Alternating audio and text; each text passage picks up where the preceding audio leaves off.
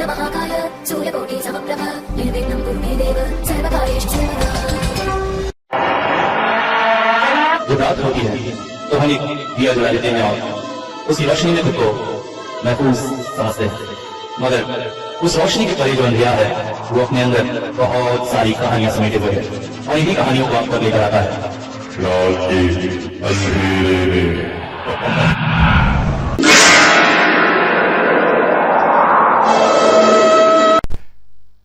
Hello नमस्कार आदाब सत श्री अकाल दोस्तों, स्वागत सभी का। और हाजिर हूँ एक और हॉरर स्टोरी लेकर, मगर उससे पहले थोड़ी सी बातचीत। पिछले दिनों 2 कमेंट आए। मैं नाम के लिए सॉरी कहूँगा भाई, आप लोगों को पता है मुझे नाम याद नहीं रहते और इस वक्त मैं उनके कमेंट भी सर्च नहीं कर पाऊँगा, मगर बात करते हैं। कमेंट कुछ ऐसे थे कि एक में मुझसे कहा गया कि तारानाथ की जो वीडियोस हैं बंगाली में, उसको मैं क्यों हिंदी में ट्रांसलेट नहीं करता हूँ। दूसरे भी ऐसे ही कुछ कमेंट थे।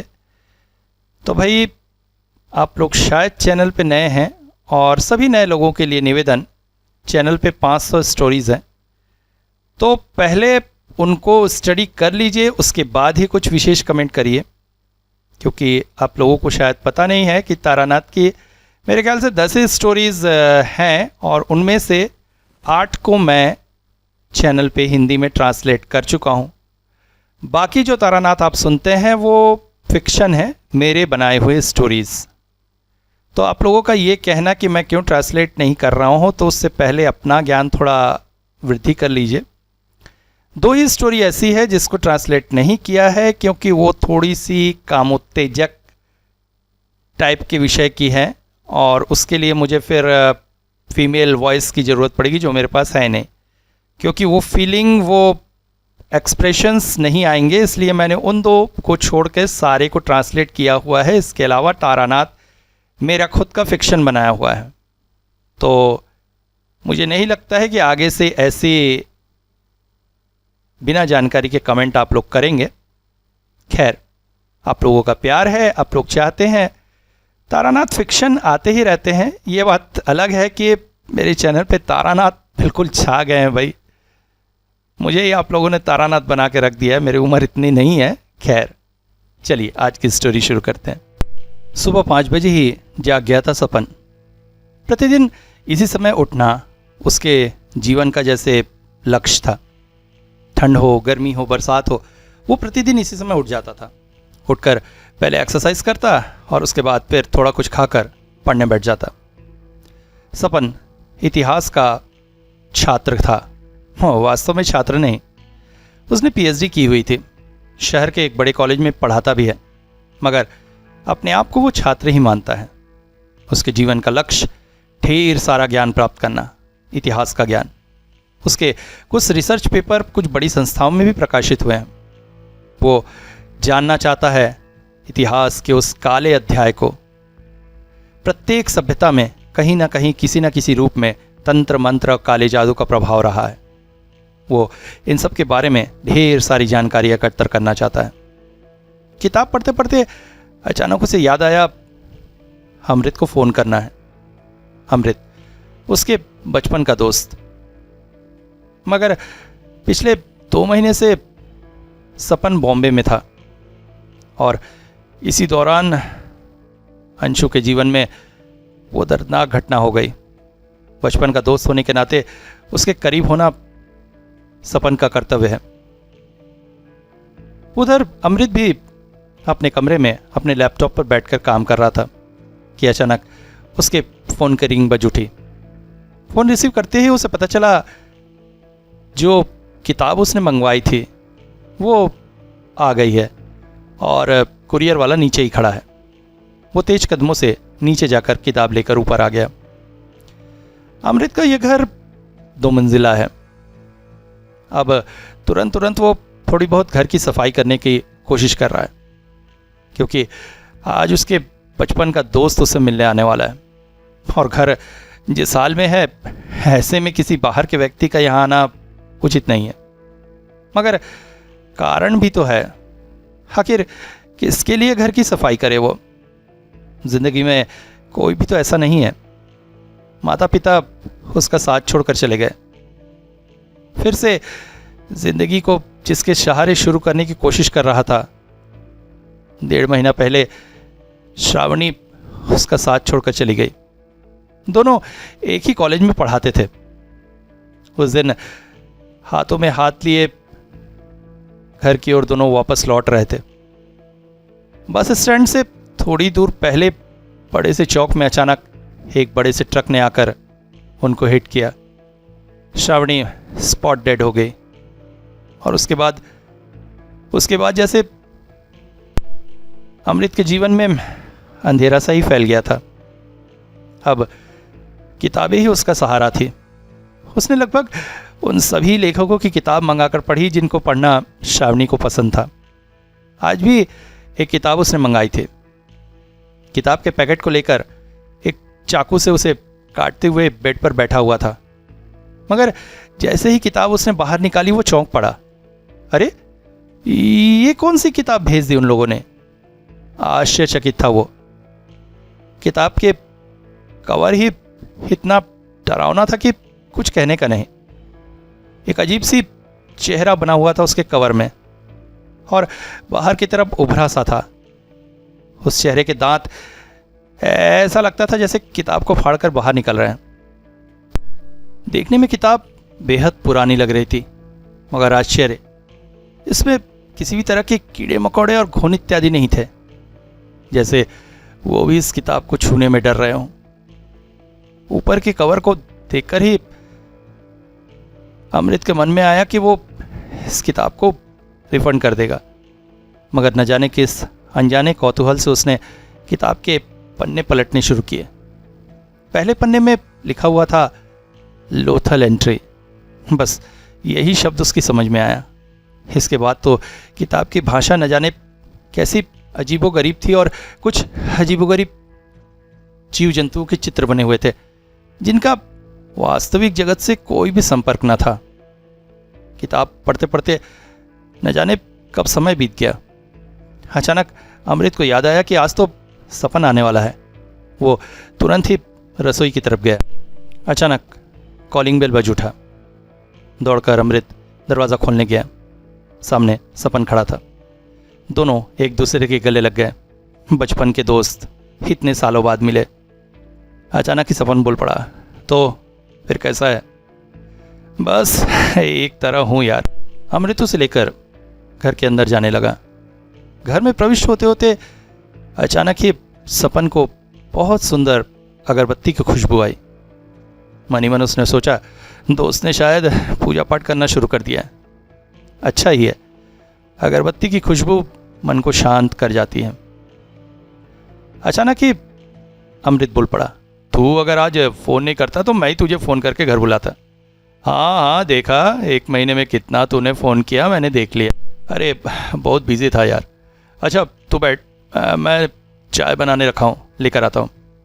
अच्छा सुन, बिस्किट विस्किट मत लाना, बस चाय लाना। मगर सपन की पसंद अमृत अच्छे से जानता था। उसे बैगन के पकौड़े बहुत पसंद है। चाय के साथ बैगन के पकौड़े खाना बचपन का शौक था उसका। जवानी में, कॉलेज के दिनों में दोनों चाय ठिनों में जाकर न जाने कितनी बार इस तरह के खाए हुए थे। हाथ में प्लेट में वो दोनों चीज़ें लेकर अमृत वापस कमरे में आया। कमरे में बैठे बैठे सपन इधर उधर देख रहा था। मध्यम आकार का कमरा, 2 खिड़कियाँ, दोनों बंद थी ठंड की वजह से। आसपास सामान्य सामान बिखरे हुए, मगर बेड के ऊपर वो क्या रखा है? अचानक आंखें चमक उठी उसकी। किताब को हाथ में लेकर सोचने लगा, ये किताब अमृत के पास कैसे आई? इतिहासकार की नज़रें किताब की कीमत समझने में देर नहीं लगा रही थी। अमृत के आते ही सपन पूछ बैठा, अरे बोल मत, एक किताब मंगाई थी ऑनलाइन, पता नहीं कौन सी किताब भेज दी। अजीबोगरीब किताब, क्या लिखा है इसमें कुछ समझ ही नहीं पा रहा हूँ। काफ़ी देर तक कमरे में निशब्दता थी। फिर अचानक सपन ही बोल पड़ा, देख, जहाँ तक मुझे पता है इस किताब को तू लौटा दे, क्योंकि ऐसी किताबों के साथ खेलना उचित नहीं है। तू जानता ही है क्या है? पूरी तरह से तो नहीं, मगर जितनी मुझे जानकारी है इस किताब का एक और नाम है बुक ऑफ डेड। क्या? हाँ। और क्या है इसके अंदर? इसके अंदर क्या है 90% मुझे नहीं पता, मगर जो 10% जानकारी है उसके अनुसार इसमें मरे हुए लोगों को जीवित करने की ताकत है। मगर हाँ, बहुत से अजीबोगरीब नियम कायदों का पालन करना पड़ता है, तब साधारण मनुष्यों का इसे उपयोग कर पाना संभव नहीं है। और दूसरी बात, अगर इन सब प्रक्रियाओं में थोड़ी भी गलती हो जाए तो उसका नतीजा कितना भयानक हो सकता है ये तो सोच भी नहीं सकता। हाँ, तो फिर तो मुझे डरने की कोई बात ही नहीं है, क्योंकि इसकी भाषा तो मैं पढ़ ही नहीं पा रहा हूँ। अमृत बोला। अपने चश्मे को ठीक करता हुआ सपन बोला, नहीं, डरने की कोई बात नहीं है, क्योंकि ऐसी किताबें लंबे समय तक उपयोग में न आने से मृत प्राय हो जाती हैं। ऐसे में इनको फिर से जगाने के भी कुछ अलग नियम होते हैं, जैसे खास तरह के पूजा पाठ, तंत्र मंत्र, कोई खास तरह की बलि आदि।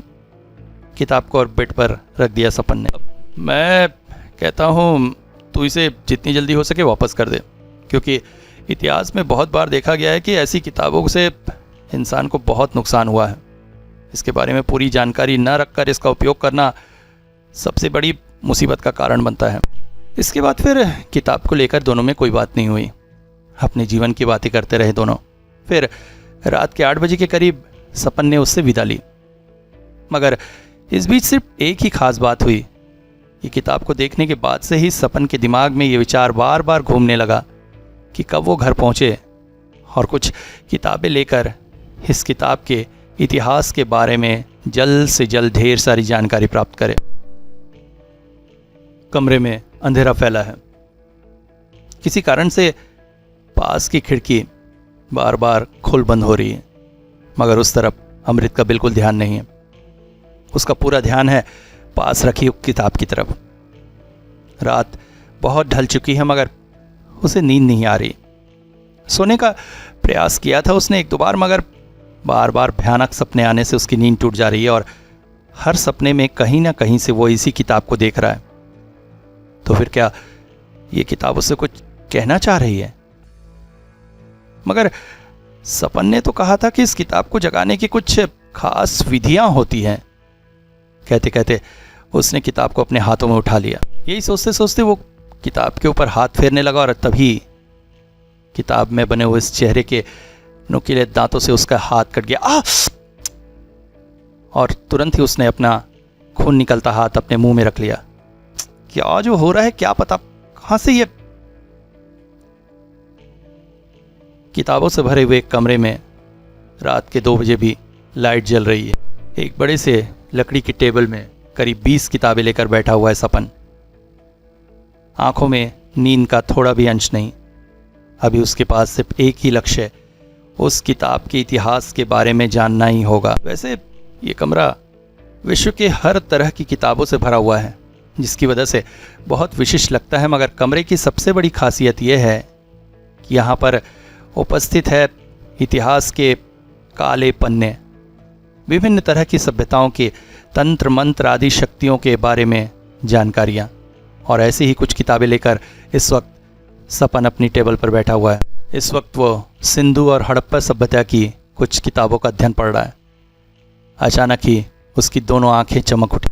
ये तो मिल गया उसे। ये लोथल सभ्यता से संबंधित है। प्राचीन मोहनजोदाड़ो और लोथल सभ्यता दोनों एक दूसरे के समकालीन थी। लोथल से करीब 170 किलोमीटर की दूरी पर मोहनजोदाड़ो सभ्यता थी। मोहनजोदाड़ो की तरह ही लोथल का अर्थ भी गुजराती भाषा में मृत्यु का स्तूप। अचानक ही सपन के दिमाग में एक बात कौन गई। किताब में लिखा था लोथल एंट्री, मतलब मरे हुए लोगों के स्तूप में प्रवेश। तभी उसे वो किताब पहचानी से लग रही थी। शरीर जैसे झरझरा उठा। इससे पहले भी वो इस विषय में पढ़ चुका है। ऐसी किताबें तो भारत सरकार ने बैन कर दी थी, और बैन करी भी क्यों ना। इन किताबों में लिखा हुआ है अति प्राकृतिक जीवों के बारे में, जिनके बारे में मानव मस्तिष्क सोच भी नहीं सकता है। लिखा है अलग अलग तरह की आदि शक्तियाँ, स्वर्ग नर्क, भूत प्रेत, तंत्र मंत्र और शैतान से संपर्क करने की बहुत सी विधियाँ और ऐसी ही बहुत सी भयानक चीज़ें जो आज के समय में काल चक्र के अंधेरे में खो चुकी हैं। प्राचीन काल से ही बहुत सी भयानक क्रियाएं होती रही हैं, जिसमें मृत व्यक्ति को जीवित करने की प्रक्रिया या फिर भूत प्रेतों से संपर्क साधने की प्रक्रिया विशिष्ट है। मगर ये सब क्रियाएं बहुत भयानक होती हैं। भगवान के आशीर्वाद से ये सब किया जाए तो ठीक है, मगर जब शैतान की सहायता लेकर ये सब किया जाता है तो वो कितना भयानक हो सकता है, ये कोई भी सोच सकता है। और तभी सपन को याद आई उस किताब में बनी हुई वो विचित्र आकृति, वृत्ता राक्षसी। हाँ, वो वही थी। एक समय था जब देवताओं के बनाए जीवन और मृत्यु के चक्र से मनुष्य समाज थक चुका था। कापालिकों के कुछ दल ने तय किया था कि वो जीवन मृत्यु के इस चक्र को तोड़कर मृत्यु पर विजय प्राप्त करेंगे। और तभी पहली बार इस धरती पर बुलाया गया था वृत्ता राक्षसी को, जिसमें शक्ति थी मृत्यु को नियंत्रित करने की। वृत्ता ने मृत्यु से संबंधित बहुत सारा ज्ञान दिया था उनको, जैसे मरे हुए व्यक्ति को पुनः जीवित करना, या फिर मृत्युशैया पर पड़े व्यक्ति की उम्र बढ़ाना, या कि दूसरे आयाम के प्राणियों के साथ संपर्क साध, ऐसी ही और भी कई भयानक विधाएं। मगर जब हम प्रकृति के नियम के विरुद्ध जाने का प्रयास करते हैं तो कुछ ना कुछ गड़बड़ी होना तो संभव है ही। देवताओं और शैतान में विशेष अंतर यह है कि देवता जिस भी काम में सहायता करते हैं निस्वार्थ रूप से, और शैतान का कुछ न कुछ स्वार्थ अवश्य होता है।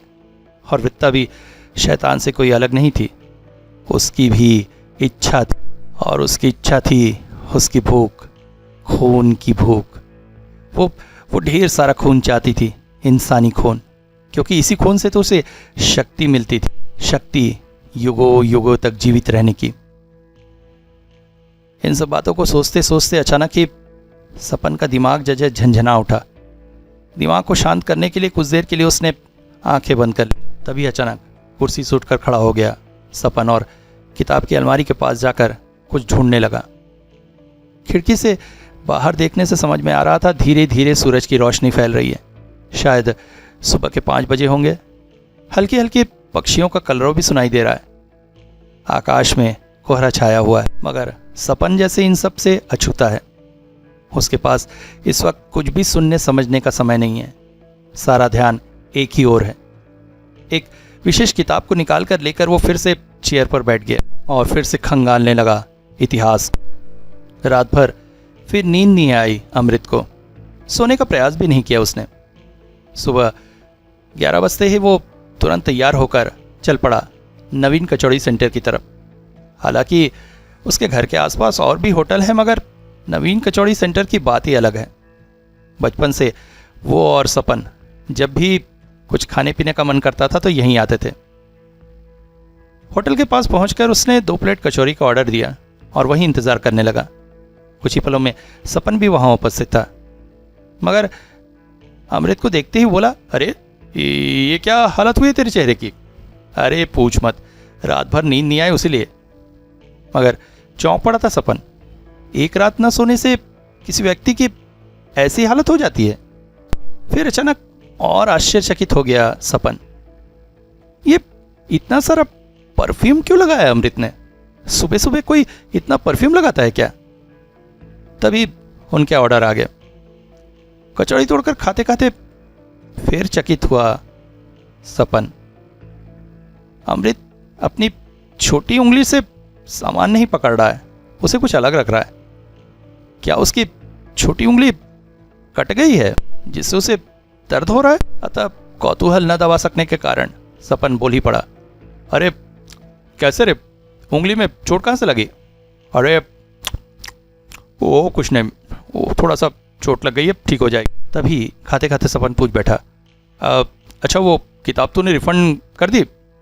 हाँ, कल रात को रिफंड का रिक्वेस्ट तो डाल दिया है, मगर अभी तक कोई रिप्लाई नहीं आया। पता नहीं रिफंड होगा भी कि नहीं।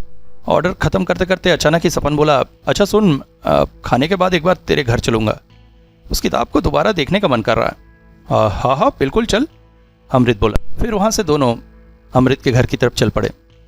दरवाज़ा खोलकर अंदर प्रविष्ट होते होते फिर से तेज़ अगरबत्ती की सुगंध आई। अरे सुबह भी अगरबत्ती की सुगंध। लड़का क्या बिल्कुल भक्त बन गया है, दिन रात पूजा करता है। सोचते सोचते जब वो कमरे में प्रविष्ट हो रहा था तो अगरबत्ती के साथ साथ एक और गंध भी उसके नाक में आकर लगी, मगर वो गंध काहे की थी वो समझ न सका। महसूस हुआ जैसे अगरबत्ती की खुशबू से किसी और गंध को दबाने का प्रयास किया जा रहा है। और एक बात और आश्चर्यजनक थी, सुबह सुबह अमृत के घर के सभी खिड़की बंद थी। कमरे में एक अजीब सी उमस थी। ऐसा लग रहा था जैसे घर नहीं किसी कब्र के अंदर प्रविष्ट हो गया है सब। उसे नीचे वाले कमरे में बैठाकर कुछ काम से अमृत ऊपर गया। कमरे में वो अकेला बैठा था और उसके पास रखी हुई थी वो किताब।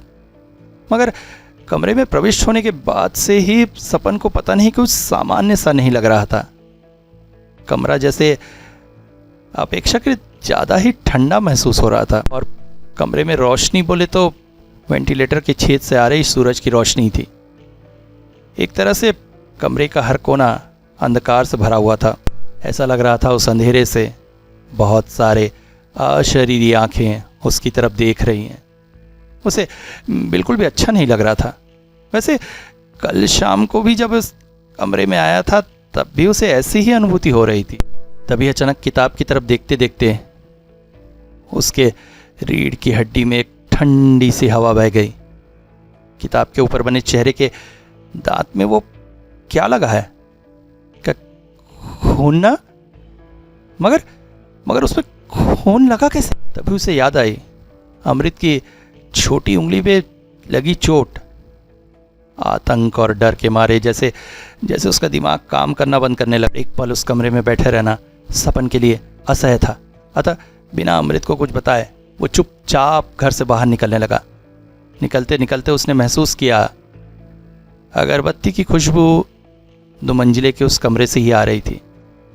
अमृत के घर के पीछे की गली की तरफ वो चुपचाप चलने लगा। अचानक उसे ऐसा लगने लगा जैसे किसी अंधेरी गुफा से खुली रोशनी में आ गया है। चुपचाप रास्ते पर चलते चलते अचानक रोने की आवाज़ उसके कानों में आई। चौंक पड़ा वो। उस तरफ जाकर लोगों से पूछने पर पता चला उस घर में एक महिला की मौत हो गई है। हालांकि उस विषय में उतना ध्यान नहीं दे रहा था सपन, मगर 2 लोगों की बातें सुनकर उसके कान जैसे खड़े हो गए। वो दोनों कह रहे थे महिला को मारकर उसकी छाती के एक तरफ से जैसे दिल निकाल लिया गया है। सुनकर चौंक पड़ा था सपन। मनी मन विचार किया एक बार जाकर लाश को प्रत्यक्ष देखा जाए। सोचते ही साथ उस घर की तरफ चल पड़ा सपन। लोगों की भीड़ लगी हुई थी घर के बाहर। किसी तरह से लोगों को ढकेलता हुआ उस कमरे में प्रविष्ट हुआ जहाँ पर लाश रखी थी। जैसे जैसे कमरे में अंदर जा रहा था रोने की आवाज़ तेज होती जा रही थी। लाश के पास घर वाले बैठे हुए थे।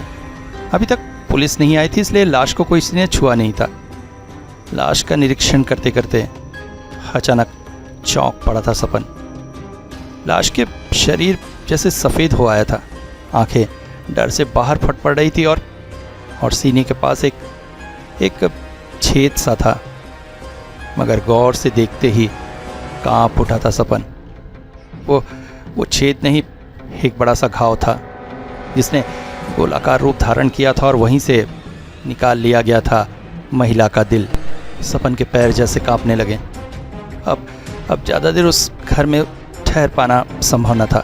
अतः तेज़ी से वो घर से बाहर निकल आया। मगर रास्ते में आगे बढ़ते ही उसने महसूस किया आसपास के कुछ और घरों से भी रोने की आवाज़ें आ रही हैं। तो क्या और भी घरों में मौतें हुई हैं? सपन ने धीरे धीरे सारी कड़ियों को मिलाना शुरू किया और जैसे जैसे कड़ियाँ मिलने लगी आने वाली मुसीबत के बारे में सोचकर उसका पूरा शरीर थर थर काँपने लगा। बीते दिन मृतक को जगाने की जिस पद्धति के बारे में उसने उस किताब में पढ़ा था अब उसकी प्रक्रिया कुछ कुछ मिलने लगी थी। सबसे पहले किताब को जगाना होगा और किताब को जगाने के लिए देना होगा उसके ऊपर बने उस राक्षसी के मुंह में खून दिया जा चुका था। उसके बाद घर के पूरब पश्चिम उत्तर दक्षिण 4 तरफ 4 वृत्त खींचने होंगे और घर के बीचों बीच एक वृत्त बनाकर उसके अंदर बैठकर ही साधक को मंत्र जाप करना होगा।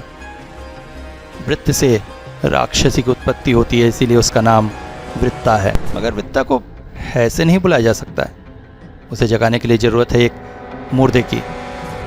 और शायद अमृत इस विषय में पहले से ही जानता था और इसीलिए उसने पहले से ही एक लाश घर में छुपा कर रखी हुई थी ऊपर वाले कमरे में, और उसी को लोगों से छुपाने के लिए उसने कमरे में एसी चला रखा था, खिड़की दरवाजे बंद कर रखे थे और ढेर सारी अगरबत्तियां जला कर रखी थी ताकि लाश की सड़ी हुई बदबू आसपास न फैले। वृत्ता को मृत शरीर में प्रविष्ट कराने के पश्चात उसे अर्पित करना होता है ढेर सारा खून।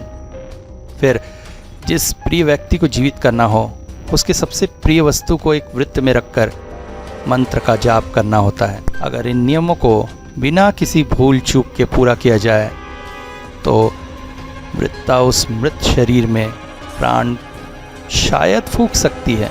मगर सपन को एक बात नहीं समझ में आ रही थी कि आखिर अमृत ये सब क्यों कर रहा है। क्या वो श्रावणी को फिर से जीवित करना चाहता है? और ये सब कुछ एक ही दिन में तो नहीं किया जा सकता है। यहाँ तक कि वो किताब भूल से उसके पास नहीं आई है, जानबूझकर ऑर्डर की थी उसने। मगर ये किताब तो सामान्य जगहों से नहीं खरीदी जा सकती, इसे पाया जा सकता है सिर्फ डार्क वेव से। तभी अचानक बिजली सी कौन गई सपन के दिमाग में। उस दिन जब वो अमृत के घर गया था, पास ही लैपटॉप ऑन था। लैपटॉप में जो ब्राउज़र दिख रहा था वो सामान्य ब्राउज़र की तरह नहीं था। ये डार्क वेब ब्राउज़र था जिससे डार्क वेब एक्सेस किया जा सकता है। यहाँ पर डार्क वेब बहुत ही खतरनाक जगह है। इंटरनेट का वो हिस्सा जो हमारी नज़रों से छुपा रहता है, मगर यहाँ पर बहुत सी आश्चर्यजनक अद्भुत चीज़ें होती और मिलती हैं। मगर एक और बात जो असामान्य थी वह थी कि अगर वृत्ता जाग भी उठी है तो उसका प्रभाव अमृत के घर के अंदर होना चाहिए। मगर घर से कुछ दूरी पर जिस महिला की मृत्यु हुई है, क्या उसकी मृत्यु भी वृत्ता की वजह से ही हुई है? एक दिन एक साथ एक ही मोहल्ले में इतने सारे लोगों की मौत, ये कुछ सामान्य नहीं लग रहा है। तो क्या ये सब वृत्ता के आक्रमण की वजह से हुआ है, या फिर कुछ ऐसा है जो अब तक सपन के दिमाग की पकड़ में नहीं आया है? आज और घर जाने को मन ही किया सपन का। चल पड़ा शहर के शमशान की तरफ। उसने सुन रखा था कि शमशान से कुछ दूरी पर एक छोटी सी झोपड़ी में अखंडनाथ नाम के एक व्यक्ति रहते हैं जिनकी कुछ अलौकिक क्षमताएं हैं और ऐसी शक्तियों के बारे में उनकी जानकारी किसी सामान्य किताब से बहुत ज़्यादा है। तेज कदमों से चल पड़ा वो उस तरफ।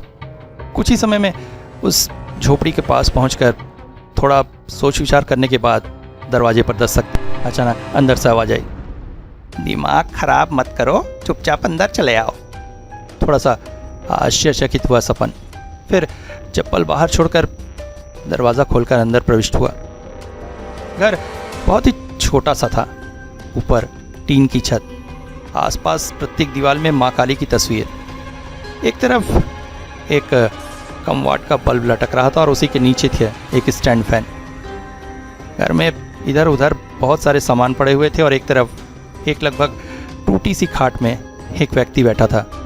उम्र 80 के आसपास होगी, वृद्ध व्यक्ति कहना ज़्यादा उचित होगा। लंबी दाढ़ी, बड़े बड़े बाल, सब सफ़ेद हो चुके, आंखें जैसे गर्त में घुस गई, चेहरे पर झुर्रियाँ, कपड़ा कहने को एक सफ़ेद बंडी और धोती। बाहर से व्यक्ति की आवाज़ सुनकर सपन उसकी आयु का अनुमान नहीं लगा पाया था। आवाज़ को शायद उम्र का छुअन नहीं मिला था अभी तक। वृद्ध बैठकर सिगरेट पी रहा था। कमरे में फैले हुए धुएं से एक अजीब सा वातावरण निर्मित था जिससे सपन का शरीर थोड़ा सा झुरझुरा उठा। फिर भी हिम्मत करके वो बोल पड़ा, जी एक मुसीबत में पड़ के आपके पास आया था। क्या मुसीबत? क्या प्रेम में धोखा खाए हो, या फिर तंत्र मंत्र के जरिए परीक्षा पास करनी है, या फिर कोई कवच ताबीज बना के पिताजी की जायदाद हथियानी है? देखो ये सब फालतू बातों के लिए मेरे पास बिल्कुल समय नहीं है। जी नहीं, वो वृत्ता राक्षसी के बारे में पूछना था। सुनते ही जैसे उस व्यक्ति का चेहरा अत्यंत गंभीर हो गया। सिगरेट के ठूठे को ज़मीन पर फेंक कर वो एकटक सपन की तरफ देखने लगा। कुछ देर पहले तक जिस व्यक्ति के चेहरे पे उपेक्षा के भाव थे, अब डर के भाव स्पष्ट नजर आ रहे थे। कांपते गले से वो बोला, तुम कैसे सुने ये नाम? सपन तब तक समझ चुका था कि जिस नाम का उसने उच्चारण किया वो इतना ही डरावना है कि जीवन के अंतिम पड़ाव में पहुंच चुके इस व्यक्ति को भी भयभीत करने के लिए समर्थ है। फिर धीरे धीरे सपन ने सारी बातें उन्हें बता दी। मृत के चेहरे में परम चिंता के भाव पूरी तरह से फैल गए। पहली बात तो यह है कि किसी व्यक्ति के शरीर को अगर जीवित करती भी है तो वो व्यक्ति पूरी तरह से कभी वापस नहीं आता है, सिर्फ उसका शरीर ही जाग उठता है और उस शरीर में रहता है कोई दूसरा ही शैतान। और दूसरी बात, तुम्हारे कहे अनुसार अगर वृत्ता के जागने के बाद आसपास के घरों से लोग मर रहे हैं तो फिर इसका कारण मैं ठीक से नहीं समझ पा रहा हूँ, क्योंकि तुमने बताया कि वृत्ता को मृत शरीर के साथ एक कमरे में बंद करके रखा गया है और खुली जगह में वृत्ता की साधना करना किसी सामान्य मनुष्य के बस की बात नहीं है। 10 महाविद्या में सिद्ध कोई तांत्रिक भी ये क्रिया नहीं कर सकता है, क्योंकि खुली जगह में अगर ये साधना की गई तो वो पिशाचिनी आसपास की सभी ऋणात्मक शक्तियों को अपने अंदर समाहित कर लेती है और एक महापिशाचिनी बन बैठती है। कुछ ही दिनों में आसपास के पूरे इलाकों को जन शून्य कर देती है वो। इतनी लंबी बात करने के बाद अचानक वो हाँफने लगे। समझ में आ रहा था उम्र के कारण ज़्यादा देर तक बात नहीं कर पाते हैं। सपन अब तक जैसे पत्थर का बुत बना उनकी बातें सुन रहा था।